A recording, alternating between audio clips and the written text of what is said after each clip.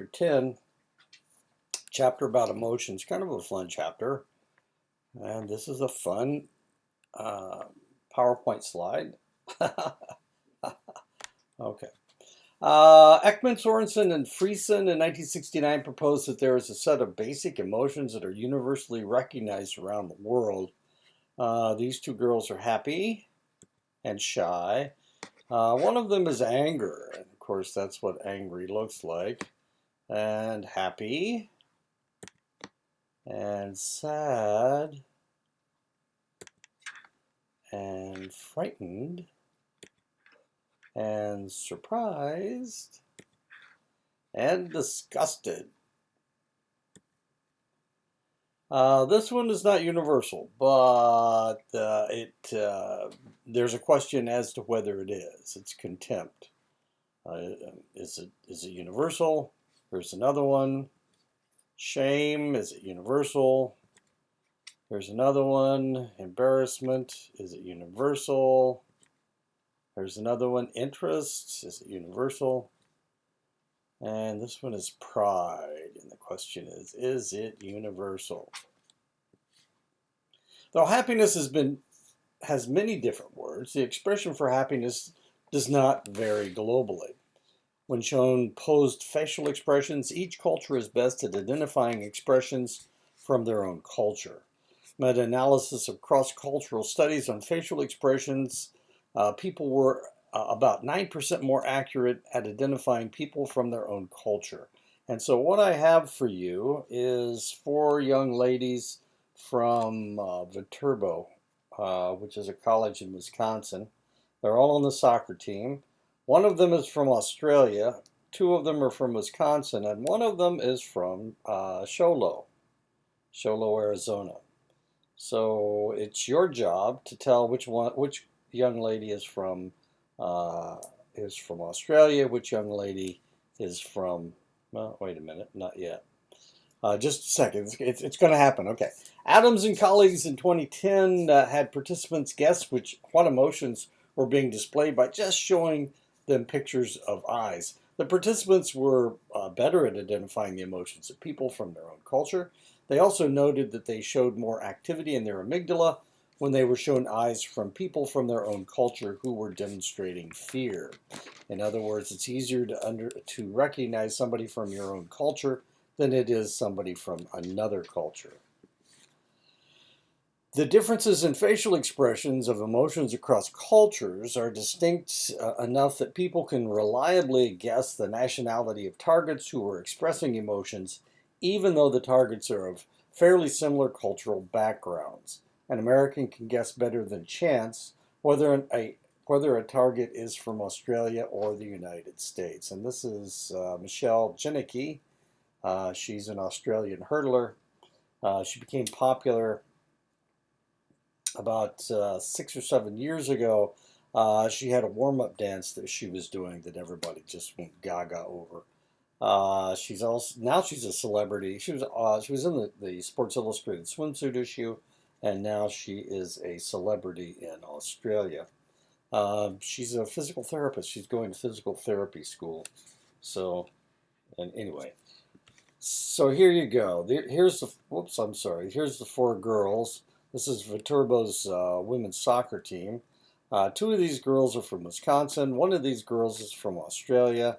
And one of them is from Show Low. So you have to decide which girl is from Australia, which girl is from Show Low, and which 2 girls are from Wisconsin. And one more time. There we go. Viterbo. Like I said, it's a Catholic college up in Wisconsin. And 2 of these students were my students. The 2 students, the one from Show Low and the one from Australia, were my students at Ashford.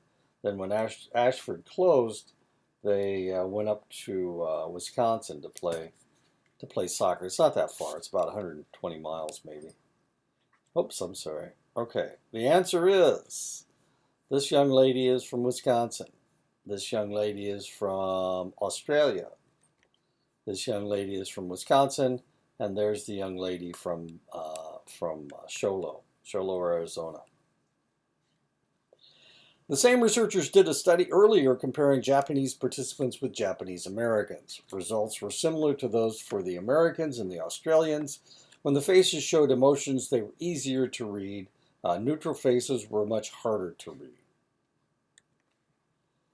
Baron Cohen et al. In 2001 and Krauss et al. In 2010 found that people of lower socioeconomic background more accurately identified facial expressions of emotion.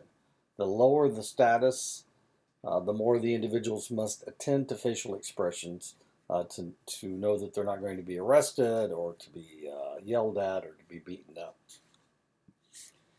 Different cultures will attend to different parts of the face to read expressions. The Japanese find emotions socially disruptive and thus are more likely to try to display a neutral face than Americans. But it is hard to control muscles around the eyes, so the Japanese focus on the eyes to determine emotion. Research by Yuki et al. In 2007 attempted to determine where Japanese and American focus was when trying to read facial expressions. The Japanese read facial expressions from the eyes. Americans read facial expressions from the mouths. European Americans are more likely to try to read the whole face than the Japanese, and are more likely to include mouths prominently in their cartoon art. Japanese cartoon art shows dominant eyes and sometimes no mouths at all, as in anime. And this, of course, is an American cartoon, and these are Japanese cartoons, as you can see. Very large eyes, hardly any mouths at all. And there's another American cartoon. There's another American cartoon with a big mouth. These guys have very prominent mouths, and that's where you can see their emotions, is around their mouths. And there's a Japanese, that's My Little Kitty, no mouth at all. And there's an anime with huge eyes and hardly any mouths at all. There's the American Dad, big mouths. And there's a Japanese cartoon. They are actually, these two individuals are actually talking, and that's why they have but you can't read anything from the mouth, as weird as that is. Let me show you this. This is, the Japanese do this. They take a bandana and they'll tie it around their nose, behind their head and around their nose. It's the oddest thing. I've never seen anybody else do it, only the Japanese. But there you go. There's a cartoon with like this. While researchers argue that all cultures have a similar capacity to read facial expressions, cultures tend to maintain varying display rules for facial expressions. Display rules are culturally specific rules that govern which facial expressions are appropriate in a given situation and how intensely they should be exhibited. Some cultures encourage people to display their emotions in clear, if not exaggerated, form. In certain Arab populations, it is dishonorable if a man does not respond to any insult with a great demonstration of anger. And this is one of the reasons why we saw Saddam Hussein in Iraq was screaming about his weapons of mass destruction, which he actually didn't have, but he was making this huge show of facing off the Americans and the Americans backing down. This was very important as far as keeping his power. The same thing happened with Muammar Gaddafi in Libya. In the Arab world, the demonstration is more important than the act. The Kaluli of New Guinea tend to show their emotions particularly intensely and dramatically, and this is according to Schieffelin in 1979. And here is a dance being done by Kaluli warriors. Among Alaskan Native Utku, public expressions of anger are strongly condemned, and this is according to Briggs in 1970. National Geographic just came out a couple days ago, and on the cover is a young lady who is actually from the Navajo Nation, but her ancestry is Lakota and an Alaska Native group, and she has similar tattoo on her bottom lip that this young lady has. I just found that really kind of fascinating. And then there's another lady from the Northwest with a similar tattoo as well. The Balinese have a preference for emotional smoothness, where the emphasis is on avoiding strong displays of emotional feelings for both positive and negative emotions. When Americans are embarrassed, they tend to make a facial expression where their face turns red, they close their eyes, and look down.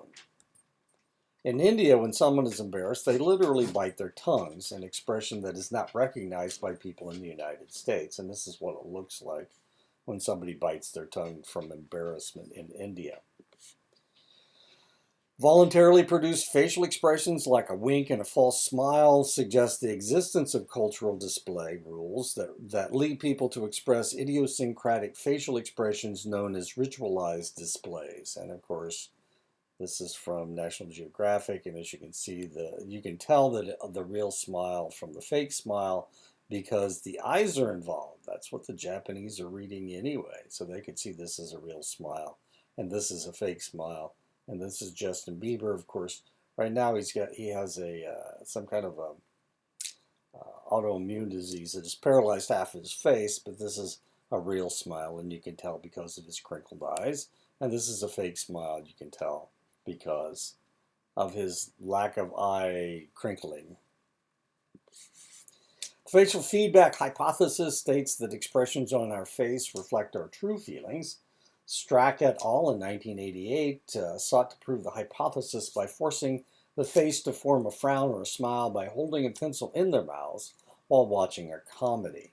The researchers discovered that those in a smile mode found the humor in the comedy funnier than the people who had a frown mode and had to maintain the frown mode by holding the pencil in their lips. Now, I've actually done this experiment myself. When I was at Ashford, and we got similar results. We used a cartoon called Rugrats, and I had half the students were frowners and half of them were smilers, and the ones that were smiling found the cartoon to be funnier. Matsumoto et al. In 1988 asked American and Japanese participants about an experience where they expressed select emotions. The Americans reported feeling those emotions longer and more intensely. And that's because emotions are repressed in Japan. It's not proper or allowed or whatever for the Japanese to display emotions. Mosqueda and Karasawa in 2002 had Japanese and American students complete questionnaires indicating that the emotions they were experiencing a number of times during the day. The Japanese were 3 times more likely to indicate they had no emotions than Americans were. So if you ever see somebody who's Japanese display emotions, it's something of a rarity. McCallums et al. In 2012 and Ryder et al. In 2008 found that East Asians are less attentive to their visceral states when compared with Westerners. Zakoto in 2010 found that Ghanaians attend to their emotions less than Americans do. From these studies, researchers have hypothesized that masking emotions in East Asia might be leading East Asians to experience fewer and less intense emotions than Americans.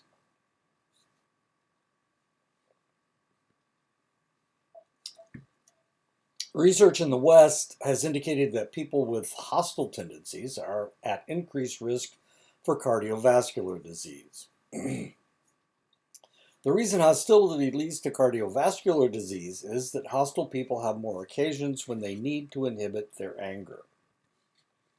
However, in cultures where anger is not expressed, people tend to experience anger less intensely.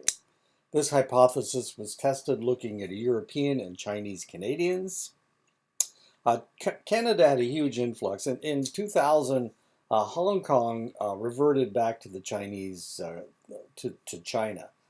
Before that, it was controlled by the English, by the Brits. And one of the things that happened was we got a lot of immigration out of Hong Kong And a lot of those individuals came to the Northwest United States and to Vancouver, Canada, that area in Canada. So it's Western Canada. So they had this huge influx of Chinese people in Canada. So it's easy to compare European Canadians with Chinese Canadians because the Chinese have been in Canada for a number of years, for a couple decades now, 2 or 3 decades. Given potentially anger-induced scenarios, the Chinese Canadians found the scenarios less anger-inducing than did the Indian Canadian or European Canadians. The most common reaction by the European Canadians for the anger-provoking scenarios was to openly express their anger. For Chinese Canadians, their most common response was to reappraise the situation in a less angry way or to make efforts to distract themselves from the anger-provoking event. The European Canadians felt much anger and tried to express it openly. The Chinese Canadians adopted strategies to minimize their anger response and thus felt less angry.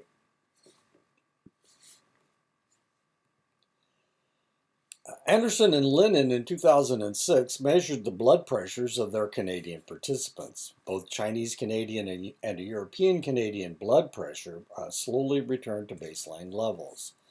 Chinese Canadian blood pressure returned to normal faster than European Canadians. Chinese Canadians experienced their anger less intensely than European Canadians and were more comfortable with strategies that served to reduce their experience of anger, whereas the European Canadians suffered from physiological consequences if they did not openly express their anger. Compared with Americans, negative emotions in East Asians are associated with fewer negative health outcomes and less of a neural response when suppressing their emotions, indicating that it is not as effortful for them to suppress negative emotions. The English language, okay, so we're done with emotions. We're going to start talking about language. The English language has 2,000 different emotion words. English speakers are cued by their language to express their emotions. The Chewang of Malaysia have only 8 words that describe emotion, and only 3 represents Ekman's basic emotions, anger, shame, and fear. Luganda speakers from Uganda do not make a distinction between sorrow and anger. The Gidjingali of Aborigines of Australia use one word, Guru Kaj, to express both shame and fear. This is sorrow and anger. Okay. Samoans use one word, Alofa, to express both love and pity. The Utku of Alaska do not distinguish between feelings of kindness and gratitude. The Ufalak in Micronesia do not even have a word for emotion, instead lumping all internal states together. Despite the fact that English is a Germanic language, there is no equivalent word in English for the German word Schadenfreude. Feelings of pleasure that one gets when witnessing the hard times of someone else. The Javanese have a term iklas, which refers to a somewhat pleasant feeling caused by frustration. In Japanese, ame captures the relatively pleasant feelings that one experiences when allowed to emphasize his or her dependence on one another. It often involves tendencies to behave inappropriately toward a close other as a gesture to demonstrate how secure the relationship is. It's kind of like codependency. But with a cruel streak, because it's the gestures that people notice, of course. So there are gestures as to how much dependent both of them are. In some instances, female Japanese will walk 2 or 3 steps behind their husband. This is ame. This is them showing deference to their husband. In some instances, they will accept abuse from their husbands, both physical and emotional abuse from them, and this, of course, is considered to show that they love each other so much.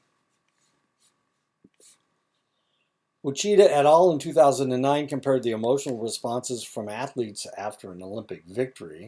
Compared Japanese and U.S. statements, the researchers determined that the Japanese feel especially good when they're focusing on how their emotional experiences lead them to connect with others.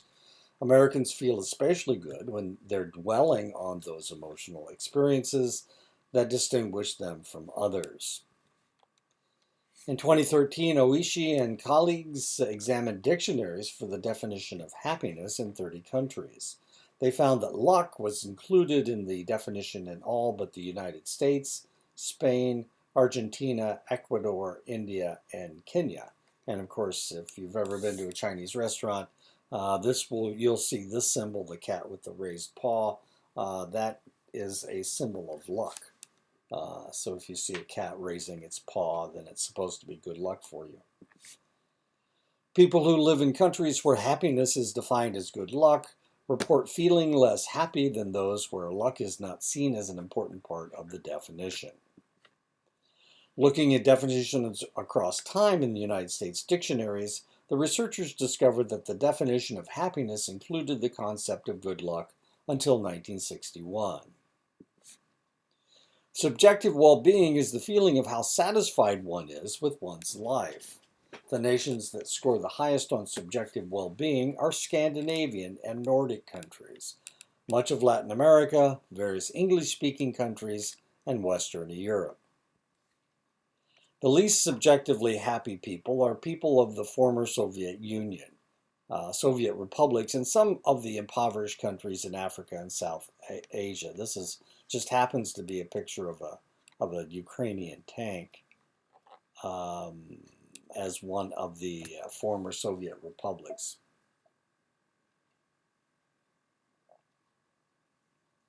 Of course, the Russians are at war with Ukraine right now, so it's really kind of interesting that I would put this in there. They did a similar study of regions in the United States and found that the Mountain West and New England had the highest subjective well-being. The area with the lowest subjective well-being was the Southeast, where there has been racial tension since well before the Civil War. Many factors contribute to the overall satisfaction that people have with their lives. One, of course, is wealth. People who live in countries in which they have access to enough wealth to easily meet the basic needs of life tend to be considerably more satisfied than those who do not. Looking at the history of subjective well-being, once a country has an average gross domestic product of at least 40% of that of the United States, there is no longer any pronounced relation between money and subjective well-being, and this is according to Diener et al. In 1995. Diener is kind of an interesting word. The only reason I mention this is because it is a term used for a helper in an autopsy. So the guy that is helping the pathologist is referred to as a Diener. Diener is a German word that means helper. It just means helper or servant. So I just found that really kind of curious. I've worked as a Diener before, so that was I was a little taken aback when people started calling me that. Money can buy a lot of happiness if you're struggling to survive, of course. However, it has much less impact if your basic needs have been met. Therefore, it's not as important. Those countries that promote human rights the most tend to have the happiest citizens. Those countries in which people live under the constant threat of being thrown in jail for suspicions of plotting against the government are not as happy. The overall equality among people in a country is associated with greater subjective well-being. And the reason I have this is an Olympic runner in the Rio Olympics of 2016. He's from Ethiopia, and the reason he has his hands up like that is because Ethiopia has been at war with the northern portion of their country. I'm trying to think what it's called. Anyway, they've been just imprisoning and putting people in concentration camps in northern Ethiopia, and that's why he has his hands up like that. The Scandinavian and Nordic nations have various social policies to minimize differences in opportunities among its citizens. These nations have some of the happiest citizens in the world.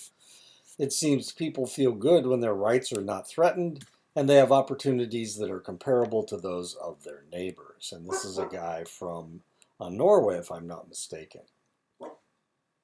People in individualistic societies were far more likely than those in collectivist societies to base their life satisfaction on how many positive emotions they are experiencing. Positive emotions appear to be seen as the basis of a good life in individualistic societies. Oishi in 2002 looked at how Asian American and European Americans interpreted their past. Oishi had people record the week they were having and then asked them to remember the week. While the two groups had similar weeks, the European Americans remembered their week as more positive than it actually was. The Asian Americans remembered their week accurately. Follow-up research by Rogers and colleagues in 2004 found that European Americans appear to be operating under an implicit theory that they should be happy. Asian Americans seem to operate under the theory that emotional experience should be balanced and consist of both positive and negative experience. And this is really kind of interesting because there's a religious denomination in the United States, the Lutherans, that feel that life needs to be balanced. And so every time something really good happens to you, it means that something bad is going to happen to you in the near future to balance things out. It's really kind of an interesting idea, but they feel that life is always balanced between good and bad.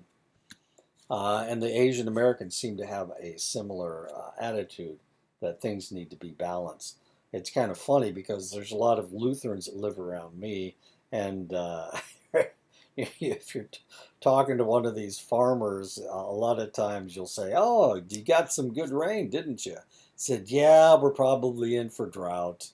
You know, one of those kinds of things. He can't be happy about the rain he got because it means to him that he's not gonna get rain for a couple months or something. Anyway, he feels that life is always balanced. Drought is always balanced with floods.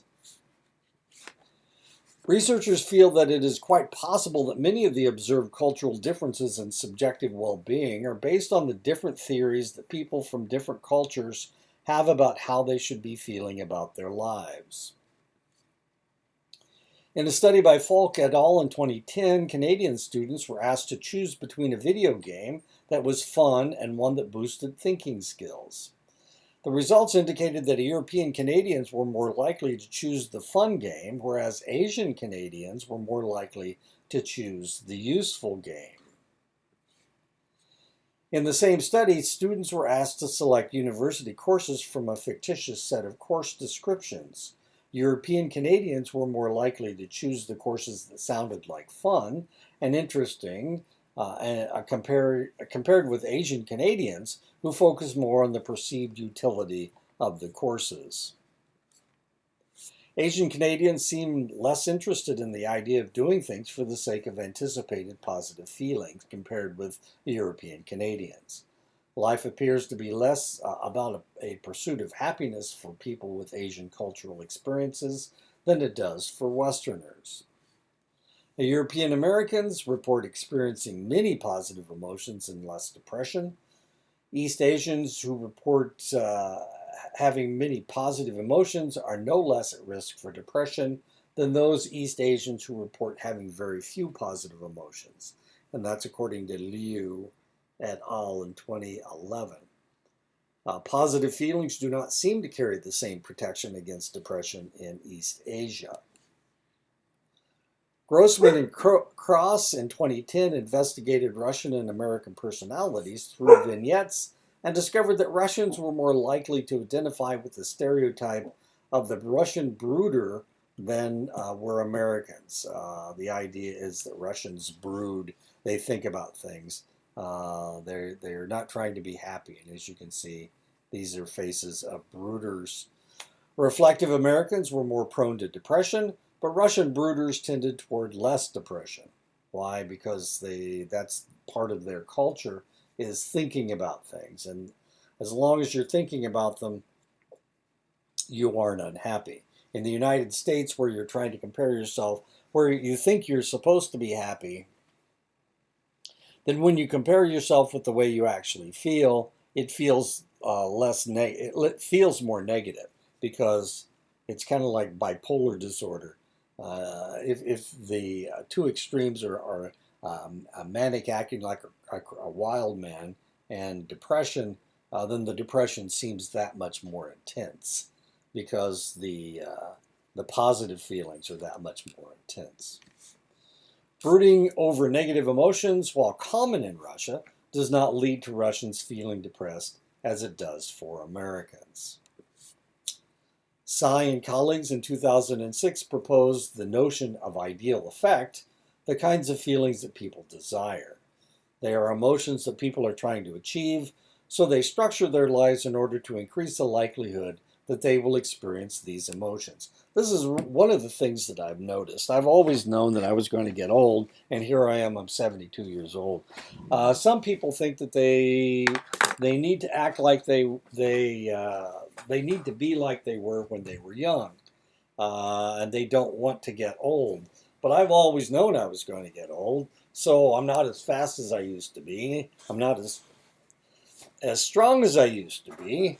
But I don't feel bad, and that's because I knew that this was going to happen. I knew that I was going to get old, and I was thinking, well, I hope I can still walk, because some people think that they always have to be young, and these are the people that get depressed when they get old because they can't handle it. They're comparing themselves with themselves when they were 20 years old. That's kind of silly. I'm in my 70s. I compare myself when I was 60 years old, and I'm thinking I'm doing pretty damn good. So, it's just the way that you look at things. It's the way you're told to look at things. Maybe I don't act like somebody that's 70 years old, but I figure, why not have a good time while you can? Why act like an old fart? For most Americans, ideal effect contains positive emotions that are high in arousal, whereas for most East Asians, ideal effect contains positive emotions that are low in arousal. Well, one of the reasons, look, you guys, this is really kind of interesting, and let me explain to you why I'm still working. I'm 72 years old. You're supposed to retire when you're in your 60s, and here I am, I'm 72, and I have no plans to retire, because I can't see any reason to do that. I still am fairly lucid. I can still grade things. I still have the desire to do it. I'm still having a good time. So that's my point of view. A lot of people, they can't wait till they retire. I was reading an article the other day that was talking about retiring when you're 35. Well, what are you going to do for the rest of your life? Play? When does playing... See, I like to work, and this is fun for me. I'm having a good time. I was at my 50th college reunion, and I was talking to somebody and said, I've never worked a day in my life. And they said, what are you talking about? Oh my God. And I said, no, I enjoyed everything that I did, so it didn't feel like working. It felt like playing. I've always had a good time. And my idea of a good time is getting the job done. So, it's just your attitude. It's just the way you look at things. You can look at things negatively, or you can look at things positively. And I just try to look at things as positively as I possibly can. I don't know where that attitude came from, but my dad, we used to be sitting around the table. This is when we got older. And all my brothers and sisters would be there, and I'd be making them laugh. And my dad would say, that's enough of this tomfoolery. This is enough of this silliness. What are you guys laughing about? You know, that kind of thing. He's trying to get us to stop laughing. Of course, my dad was a banker, so maybe that was his problem. Tsai et al. In 2006 looked at children's storybooks and found that American storybooks showed faces that were excited and had bigger smiles than the storybooks for children in Taiwan. The researchers discovered that European Americans' preschool children preferred pictures of excited faces more than the Taiwanese preschoolers did, and they also felt more similar to the characters who were engaged in high arousal activities. The Taiwanese children felt more similar to the characters engaged in low arousal activities. How would you like to identify with this meditator here, with all these meditating people? I don't know. Looking at the Gospels of the Bible and Buddhist texts, Miao and Sepla in 2007 found that high arousal states were encouraged more in the Christian texts, whereas low arousal states were encouraged more in Buddhist texts. Some Christian sects include enthusiastic religious practices such as jumping, shouting, and applause. These are the more evangelical groups. The Pentecostals, they believe in speaking in tongues. And there was a group that handled rattlesnakes. I'm not sure if these guys still do or not. Buddhist religious practices emphasize meditation and the calming of one's mind. European Americans are more likely to engage in active individual activities such as jogging and rollerblading, whereas Asian Americans are more likely to pursue more passive activities such as sightseeing and picnicking. I don't know if you've ever been around Asian tourists before, but they're not going to move very fast.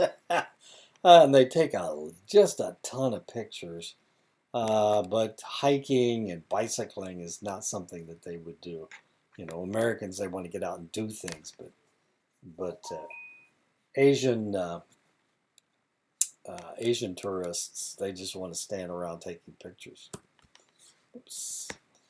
I'm not going to show you this video because if I do, it'll block it, and I can't. Then I won't be able to put it in there. European Americans are more likely to prefer fast tempo and exciting music, whereas Chinese are more likely to prefer calm music. This is Quiet Riot, and they had a song called "Come Feel the Noise."